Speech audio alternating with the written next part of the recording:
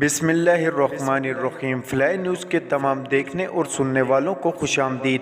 اگر آپ ہمارے چینل پر نئے ہیں تو سب سے پہلے چینل کو سبسکرائب کر دیں اور بیل آئیکن کو پریس کر دیں اور ہماری ویڈیو کو پورا دیکھیں تاکہ دنیا کی معلومات سے آپ باخبر رہ سکیں۔ آئے بڑھتے ہیں خبروں کی جانب۔ اسلام آباد ہائی کورٹ نے عسکری اداروں کے خلاف بیان پر درج مقدمے میں chairman Pakistan Tehreek Insaf P T I Imran Khan کو آج ہی عدالت میں پیش ہونے کی ہدایت کر دی۔ اسلام آباد ہائی کورٹ کے چیف جسٹس عمر فاروق عمران خان کی عدم حاضری پر برہم ہو گئے اور سوال کیا کہ کہاں ہے درخواست گزار۔ عمران خان کے وکیل کا کہنا تھا کہ وہ نہیں آئے، ان کی حاضری سے استنشاق کی درخواست دائر کی ہے۔ چیف جسٹس اسلام آباد ہائی کورٹ کا کہنا تھا کہ کہاں ہے استنشاق کی درخواست، عدالتوں کا مذاق بنا رکھا ہے۔ چیف جسٹس عمر فاروق کا کہنا تھا کہ عدالتی وقت ختم ہونے عمران خان پیش نہ ہوئے عبوری ضمانت خارج کر دیں گے۔ اسلام آباد ہائی کورٹ نے عمران خان کی درخواست ضمانت کی سماعت میں وقفہ کر دیا۔ وزیر اطلاعات مریم اورنگزیب نے کہا کہ ملک میں مارشل لا لگا دے کا بیان فارن فنڈ کی اصل نیت اور مقاصد کا ثبوت ہے۔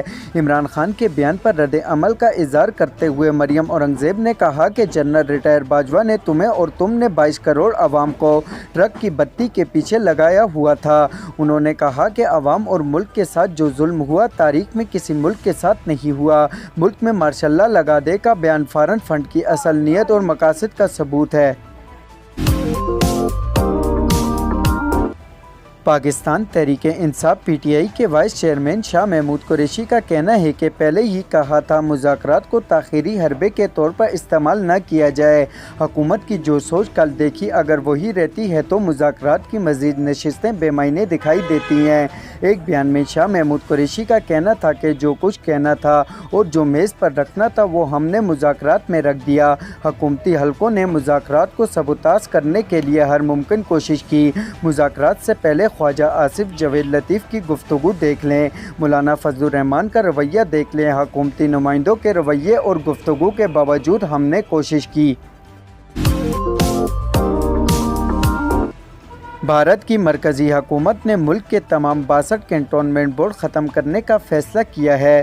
بھارتی میڈیا کے مطابق مرکزی حکومت کی جانب سے کنٹونمنٹ کے اسٹیشن میں تبدیلی کے لیے 27 اپریل کو نوٹیفیکیشن جاری کیا گیا۔ نوٹیفیکیشن کے مطابق کنٹونمنٹ بورڈ میں آنے والے شہری علاقوں کو میونسپل اداروں کے حوالے کر دیا جائے گا اور آرمی ایریا کو ملٹری اسٹیشن میں تبدیل کر دیا جائے گا۔ اس طرح بھارت میں برطانوی نو آبادیاتی دور سے قائم کنٹونمنٹ نظام کا خاتمہ ہو جائے گا۔ Oil and gas regulatory authority OGRA نے بجلی کے بعد ٹیکسٹائل سیکٹر کے لیے بھی گیس کا رعایتی پیکیج ختم کر دیا۔ اوگرا ذرائع کے مطابق وفاقی حکومت نے 5 ایکسپورٹ سیکٹر کو گیس پر 80 ارب کی سبسڈی ختم کر دی۔ ذرائع کے مطابق ٹیکسٹائل، اسپورٹ، سرجیکل لیدر اور جیوکٹ سیکٹر کو $9 پر LNG کی سپلائی ختم کر دی گئی۔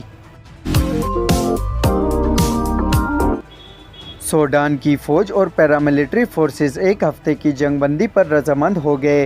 سوڈانی وزارت خارجہ سے جاری بیان میں دعویٰ کیا گیا ہے کہ سوڈان کے آرمی چیف اور پیراملٹری فورسز کے سربراہان نے جنگ بندی پر اتفاق کیا۔ غیر ملکی میڈیا رپورٹ کے مطابق دونوں فریقوں کا بات چیت کے لیے نمائندے مقرر کرنے پر بھی اتفاق ہوا ہے۔ National electric power regulatory authority NEPRA نے بجلی کی قیمت میں اضافے کی منظوری دے دی۔